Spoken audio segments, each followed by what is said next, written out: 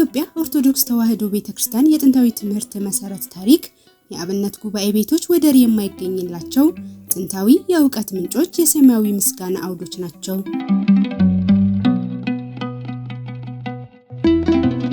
ከነዚህ የእውቀት አውዶች ደቀ መዛሙርት ከቀያቸው ርቀው ከዘመድ አዝማድ ተነጥለው ጥበብ ሽተው የኔታ የጥበብ ማዕድ በተዘረጋበት ከእግራቸው ስር ተቀምጠው ይማራሉ።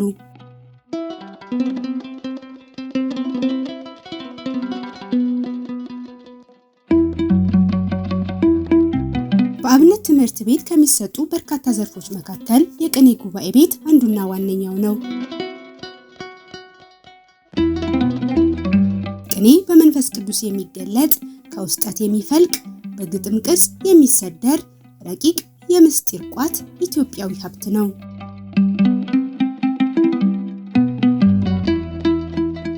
በቅኔ ጉባኤ ቤት ደቀ መዛሙርት ቅኔን ከነትርጉሙ ከነምስጢሩ ቅኔን ከነመንገዱ ከነአገባቡ ይማራሉ። በሰሜን ሸዋ ሀገረ ስብከት የሰማያዊ ምስጋና አውድ የሆነው የቅኔ ትምህርት የሚሰጥባቸው በርካታ ጉባኤያት ይገኛሉ። ሀገረ ስብከቱ በብርሃናማዋ ከተማ ደብረ ብርሃን የምትገኝ ጥንታዊ ታሪካዊት አንሳስ መንበረ ብርሃን ቅድስት ማርያም ቤተክርስቲያን የቅኔ ትምህርት በሰፊው ከሚሰጥባቸው አድባራት አንዷ ናት።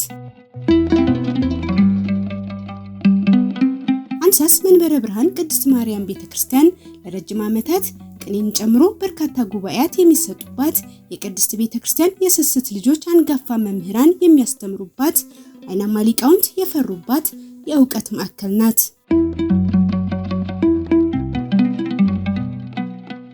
በዚህ ጉባኤ ቤት የቅኔ ትምህርት በተለያዩ ዘመናት በተለያዩ መምህራን ሲሰጥ ቆይቷል። መምህር ተክለ ማርያም ይህንኑ አስረድተውናል። ከብዙ ዘመናት በፊት የኔታ ኢያሱ ይባላሉ። የተጀመረው በኔታ ኢያሱ ጊዜ ነው። እዚህ ላይ ማለት ነው የቅኔ መምህር ነበሩ። የቅኔ መምህር ናቸው። ከዛ በኋላ እነሱ ሲያርፉ የኔታ ተቋም የሚባሉ የቅኔ መምህር ተተኩ። ከዛ ቀጠለ የኔታ አሰግደው ገብተው ነበረ።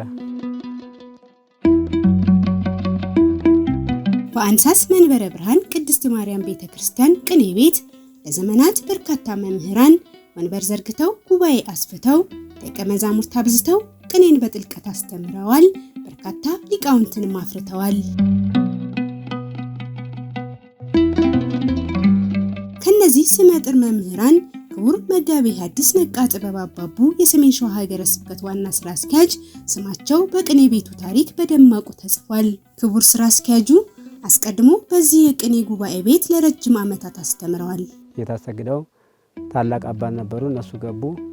ከነሱ ቀጥሎ የኔታ ነቃ ጥበብ መጋቤ ሐዲስ ዛሬ በሰሜን ሸዋ ሀገረ ስብከት ስራ አስኪያጅ የሆኑት እነሱ ለብዙ ዓመታት አስተምረዋል እዚህ ቦታ ላይ ማለት ነው። ከክቡር መጋቤ ሐዲስ ነቃ ጥበብ አባቡ በመቀጠል የኔታ ተክለ ማርያም ወንበሩን ተረክበው በተጠናከረ መልኩ በማስቀጠል ዛሬም በማስተማር ላይ ይገኛሉ። በ2010 ሲገባ ነው መስሎኛል እኔ መጣው። ያው ትምህርት ቤቱን ተረከብኩ። በጊዜው የተማሪዎች ማረፊያ ብዙ በቂ ስላልነበረ እኔ ብዙ ተማሪው ነበርና ይዤ መጣሁት። ከዛ አንፃር አመቺ የሆነ ቦታ ተቀብዬ ማለትም ይሄን ቦታ መስርቼ ያው እንደሚታወቀው ጎጆውን አዳራሹን የሚታየውን ያለውን ልማት በማልማት እስካሁን ድረስ ደቀ መዛሙርትን በማስተማር እገኛለሁ።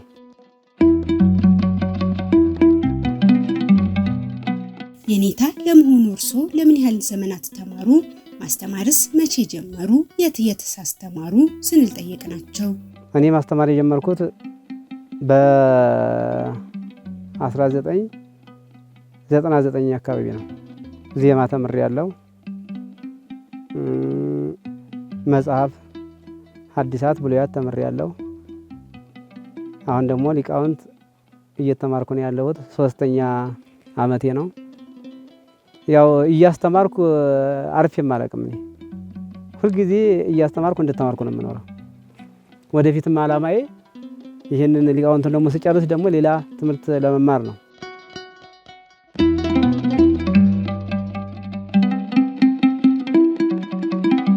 የኔታ ተክለ ማርያም በጉባኤው ወንበር ዘርግተው ሲያስተምሩ አገኘናቸውና መምህር ለመሆኑ ቅኔ ማለት ምን ማለት ነው ስንል ጠየቅናቸው። ቅኔ ማለት ባጭሩ ቀኔ የተገዛ አመሰገነ አመሰጠረ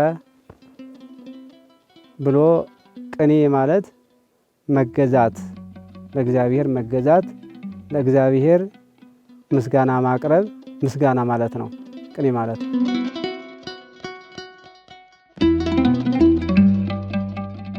ቅኔ በተለይ በቅድስት ቤተ ክርስቲያን ስላለው አገልግሎት ጠየቅናቸው።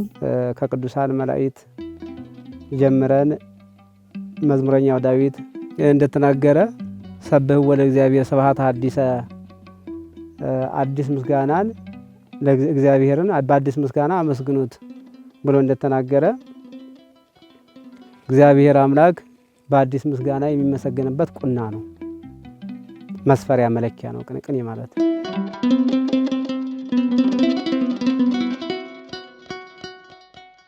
ቅኔ ከምስጋናነቱ ባሻገር ለሕይወት ኑሮን በጥበብና በብልሃት ለመምራት አስፈላጊ ክህሎት ነው ይላሉ መምህሩ።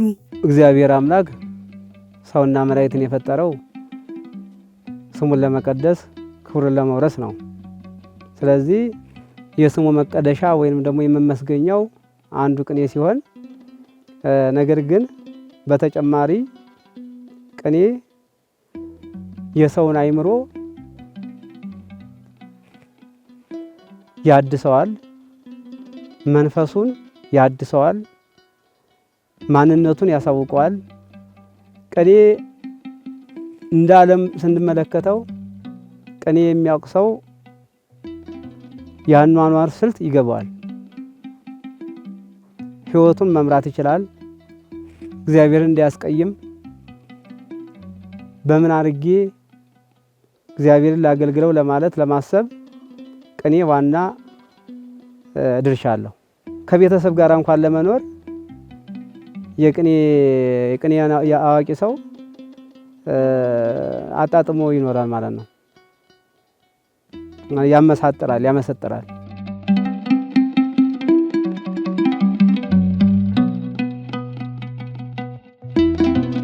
የቅኔ አይነቶች በርካታ ናቸው። የሚሰደርበትም የራሱ መንገድ አለው። አይነቶቹ የቅኔ አይነቶች ጠቅላላ ግን ስንመለከት ውስጠ ዘ ጎዳና መንገድ አለ፣ ሰምና ወርቅ አለ፣ ግስ ቅኔ አለ፣ በዛ ደግሞ ታሪክ አለ። ይህን ያካትታል። እንደገና የቅኔ መንገዶች በርካታ አላቸው።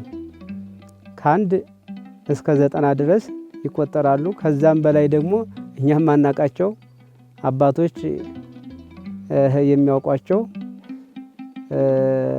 ይኖራሉ። አይነቱ በጥቅሉ ይሄን ይመስላል።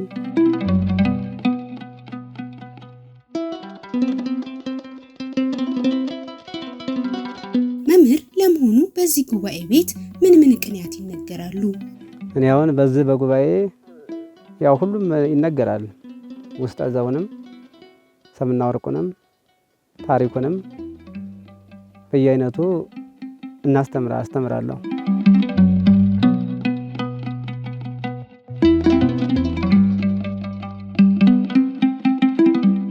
በዚህ ጉባኤ ቤት ከየት አካባቢ የመጡ ደቀ መዛሙርት ናቸው እየተማሩ የሚገኙት? ከሩቅ የሚመጡ አሉ። ለምሳሌ ከአማራ ሳይንት፣ ከጎንደር፣ በዚህ ደግሞ በመራቤቴ መንዝን አካሎ ይወሎ፣ በዚህም ደግሞ በተጉለት ምንጃር ያው የተማሪ የሚመጣበት ይታወቃል። ከያለበት ነው የሚመጣው።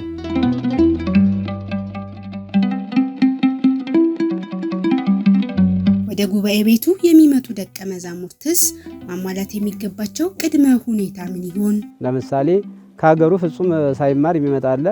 እንደገና ደግሞ ሌላ ጋር ተቀኝቶ ለማስፋፋት የሚመጣ አለ። አገባብ ለመቀጠል የሚመጣ አለ። ከዛ እንደገና ደግሞ አቋቋም ተምሮ ከአቋቋም ቤት የሚመጣ አለ በብዛት ከዜማ ቤት የሚመጣ አለ ከመጽሐፍ ቤትም የሚመጣ አለ። ከመጽሐፍ ቤት ለማስፋፋት የሚመጡ አሉ። ተማሪዎች ወደ ጉባኤ ቤቱ ሲመጡ ዳዊትና ንባብ ጠንቅቀው ማወቅ አለባቸው የሚሉት መምህር ተክለማርያም ያ ባይሆን ግን ቅኔ ቤት ማርጀት እንጂ ቅኔን ማወቅ አይቻልም ባይ ናቸው። ቢቻል እነኚህን አሁን አቋቋም ተምሮ ዜማ ተምሮ መጨረሻ ላይ ቢሆን ቅኔ ያው ማለት አይምሮውን የማስፋፊያ እንትን ስላለው ጥሩ ነው። ግን ሆኖም ግን ለመጀመሪያም ለሚመጣ ተማሪ መስፈርቱ ምንድነው? ዳዊት ንባብ በደንብ አድርጎ ማወቅ አለበት። ይህን ካላወቀ ያው ቅኔ ቤት ማርጀት እንጂ ቅኔ ማወቅ አይቻልም።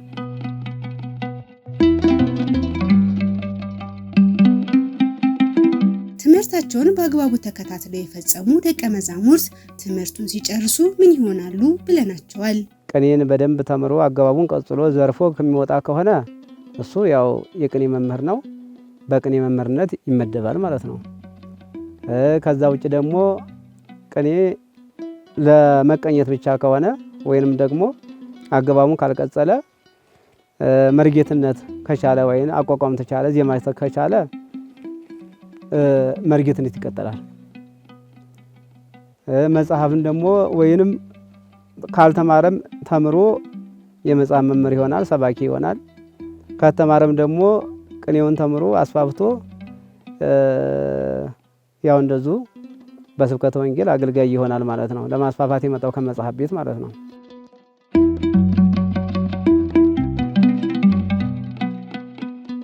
የቅኔ ትምህርት የሚከናወንበት የራሱ ሂደት አለው። የመጀመሪያው ቆጠራ፣ ጀማሪ፣ ጉባኤ ቃና ነው።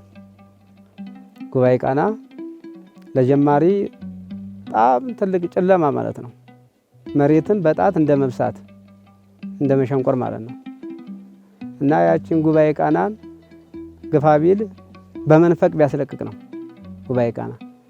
ከዛ ደግሞ ዘአምላኪ ያለ ከዛ እንደዚህ እያለ የሚበዙ ዋዜማ እያለ ስላሴ ዘኢዜ መወድስ ጣና ሞገር ክብሪትም እስከዚህ ድረስ አጠናቆ ከነገረ በኋላ እንደ ተማሪው ይዘት ከዛ በኋላ ምንድነው የሚሆነው?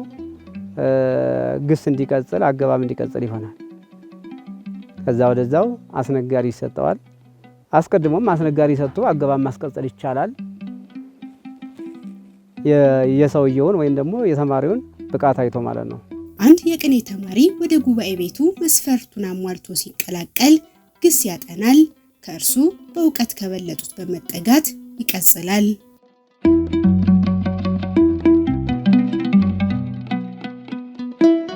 ግስና ነባር ቃላትን ከማጥናት ጋር በየዕለቱ የሚዘረፈውን የየኔታንና ከየኔታ በታች ያሉትን የቅኔ ዘራፊዎች ቅኔ አሰራር በመከተል የራሱን ቅኔ በማነጻጸር ምስጢር ለማደላደል ይሞክራል።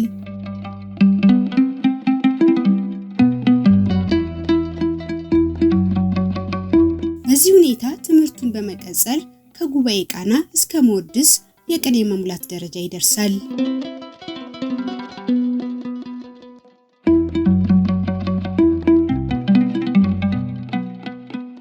በቅኔ ትምህርት ቅጸላ ማለት የማያቋርጥ ጥናት ማለት ነው። ተማሪው የወረደውን ግስ፣ የተዘረፈውን ቅኔ፣ ፍቺውን፣ አገባቡን፣ ምስጢሩን በቃል ይይዛል። ለዚህም ደግሞ መላልሶ በትኩረት ያጠናል።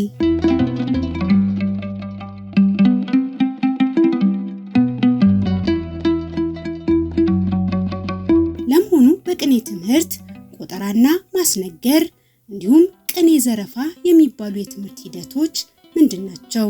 ማስነገር ከጀመረ በኋላ ማስነገር ማለት ከመምህሩ ቀጥሎ ወይንም ደግሞ የመምህሩ የሚያስነግራቸውን ተማሪዎች ቁጭ ብሎ ማስነገር ማረም ነው።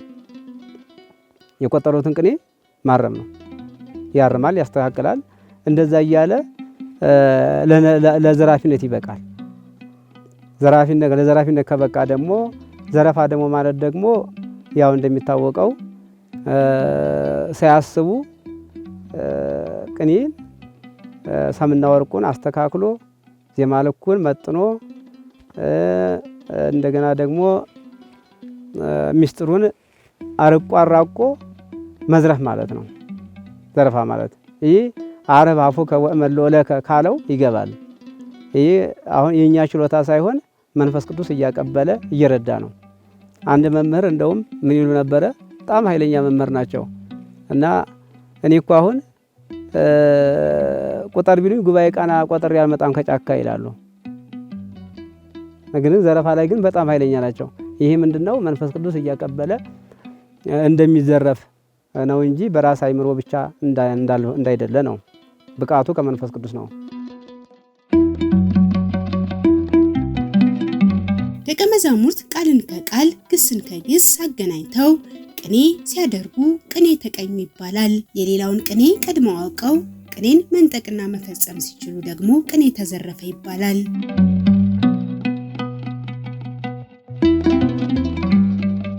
ቅኔ በቅድስት ቤተክርስቲያን በተለይም በቅኔ ማህሌት አገልግሎቱ እንዴት ይገለጣል? የቅኔ አገልግሎት አይቋረጥም።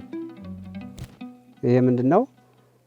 በዜማ አደራረስ ጊዜ ቅኔ ያለው፣ በማህሌት ቁመት ጊዜ ወይንም ደግሞ ስቡ ተብሎ በሚቆምበት ጊዜ ጣና ሞገር ክብሪቲ ይደረጋል።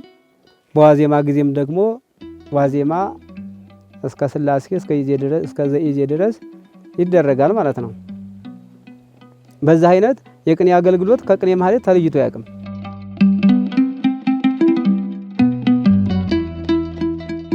ለታላላቅ አባቶች እንዲሁም ክብር ለተገባቸው ክብርን መስጠት የቅኔ ሌላኛው አገልግሎቱ ነው። አባቶችን ለማመስገን የምስጋና መስፈሪያ ነው ማለት የሚገባቸውን ስራቸው ተመጥኖ ታውቆ ከዛም እንደገና ደግሞ በሰርግ ላይም ንጹህ ጋብቻን ለሚፈጽሙ ወንድሞችና እህቶች ወይንም ክብር ያላቸው ሰዎች ለነኛ የሚቀርብበት ነው ምስጋና ቅኔ ማለት።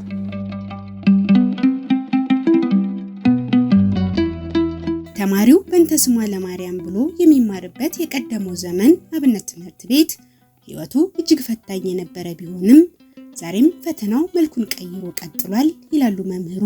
ቀደም ሲል ያለው ሕይወት ዛሬ በተማሪ ላይ የለም። እንዴት ቢባል ያን ጊዜ ወጣ ብሎ ልመና አለ፣ ተለምኖ ይዞ ይመጣል። ምንም ሌላ የሚገጥመው ነገር የለም።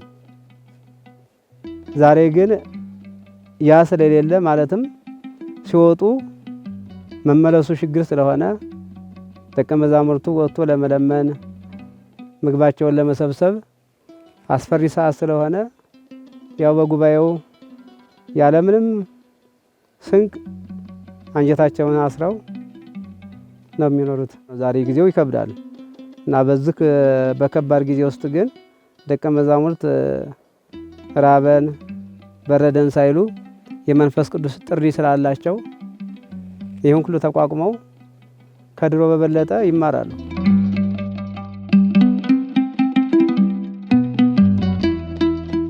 ለመሆኑ በአንሳስ መንበረ ብርሃን ቅድስት ማርያም ቤተክርስቲያን የትምህርት ሂደቱ ምን ተግዳሮት ገጠመው? የኔታን ጠይቅናቸው።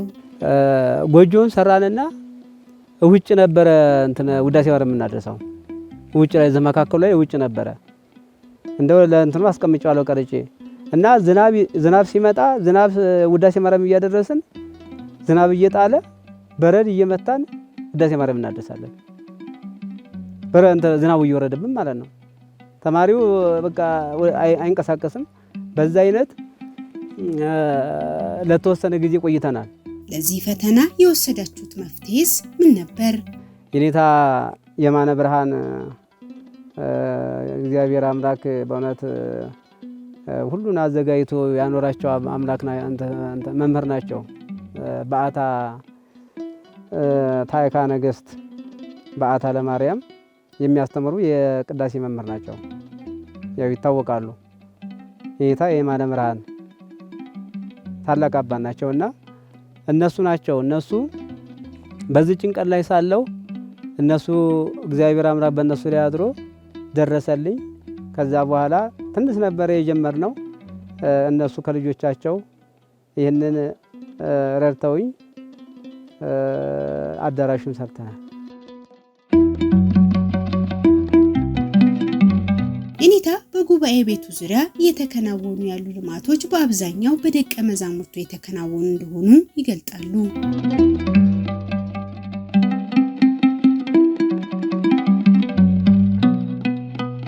ከበጎ አድራጊዎች ድጋፍ ባሻገር ሀገረ ስብከቱ ጉባኤ ቤቱን በትኩረት ይከታተለዋል፣ ይደግፈዋል ይላሉ። በጠቅላላ ልማቱን ያው ተማሪ ነው። ሳሩን እንጨቱን እየፈለገ የሚገዛውን እየገዛ ጉልበቱን ሳይሰስት ሳይቆጥብ ገንዘቡን ሳይነፍክ በእግዚአብሔር ረዳትነት ተማሪው ነው የሰራው።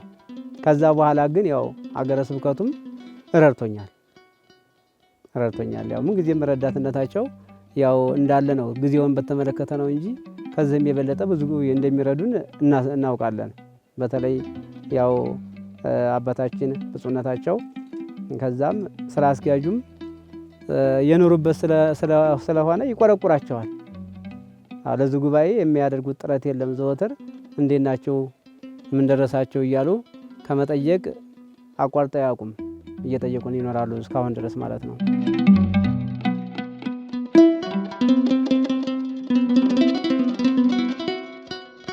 የኔታ ተክለ ማርያም ይደግፉናል ካሏቸው በጎ አድራጊዎች መካከል መልአከ መንክራት ቆሞስ አባ አብርሃም ዳኛቸውን በልዩነትና በከፍተኛ ሁኔታ መስግነዋል።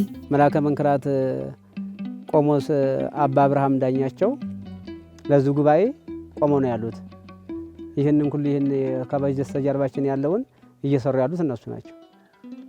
ይህም ቤቱን ማለት ነው እና ምን ጊዜም እነሱም አይዟችሁ እያሉ ከዛ ከሚያገለግሉበት ወይም ካሉበት ደብር ሳይቀንሱ ወይንም ደግሞ ሳይወንትን ስሉ በኩልነት እኔን እየረዱኝ ያሉት።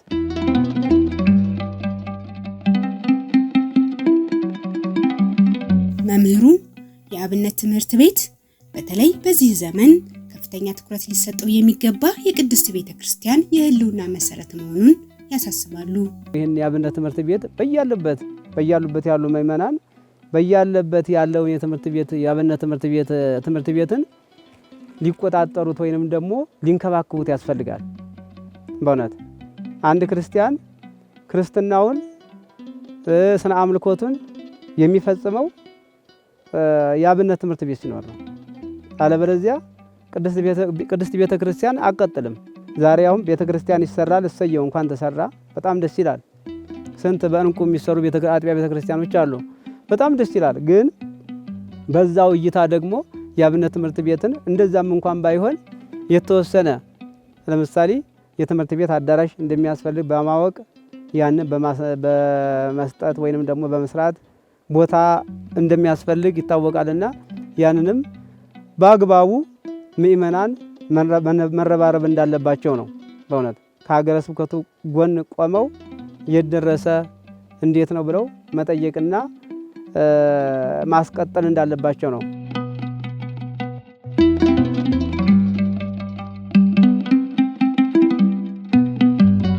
ቀደምት አባቶች በብዙ ፈተና መካከል ትምህርታቸውን ጸንተው ይመሩ ነበር። ዛሬ ጊዜው ተቀይሮ በዛ መንገድ መጓዝ ፈጽሞ የማይታሰብ ነው ይላሉ። አባቶች በስንት ችግር ትምህርታቸውን ይማሩ ነበረ። ቅድም እንደነገርኩሽ ያን ጊዜ ምንም ሌላ ተጓዳኝ መሰናክል የላቸውም ነበረ። ቢራቡም ቢጠሙም ሄደው የመብላት ቢራቆቱ ለምነው ወይንም ደግሞ እንትን ብለው ሸቅለው ወይንም ተመጹተው ሊለብሱ ይችላሉ። ዛሬ ግን ወጥቶ መግባቱ አስቸጋሪ ነው። እውነት ነው። ይሄ ነገር ስላለ ምእመናን እዚህ ላይ ትኩረት እንዲያደርጉ ነው።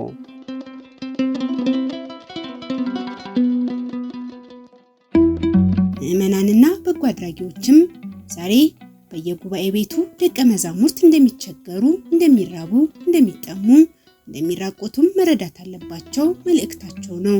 ዛሬ የመለመኛ ጊዜ አይደለም። ነገር ግን ደቀ መዛሙርት እንደሚርባቸው፣ እንደሚራቆቱ፣ እንደሚቸግራቸው በመረዳትና በመገንዘብ የደረሳችሁ የናችሁ ያላችሁት ብለው አንኳኩተው መምጣትና መጠየቅ አለባቸው። እኔን አይደለም በያሉበት ያሉት ምእመናን በያለበት ያለውን ትምህርት ቤት ማለት ነው። የመርዳት ጊዜ አይደለም ዛሬ ሰው የሚረዳዳበት ጊዜ አይደለም። ሆኖም ግን የአብነት ትምህርት ቤትን መርዳት ራስን መርዳት ስለሆነ ከራስ ለይቶ ማየት አይቻልም።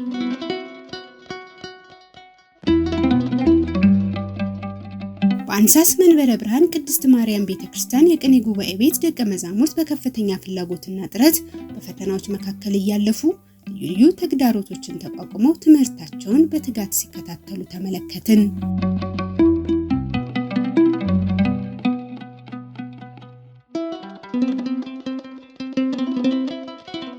ይህን ሰማያዊ መሰጠት ያለበት የምስጋና አውድ ለመመርመር በብዙ ጥረት የሚታገሉ ደቀ መዛሙርትን በመደገፍ ይህንን ታላቅ ኢትዮጵያዊ ሀብት በሰፊው ልናስቀጥል ይገባል ለማለት ወደድን። ሰላም።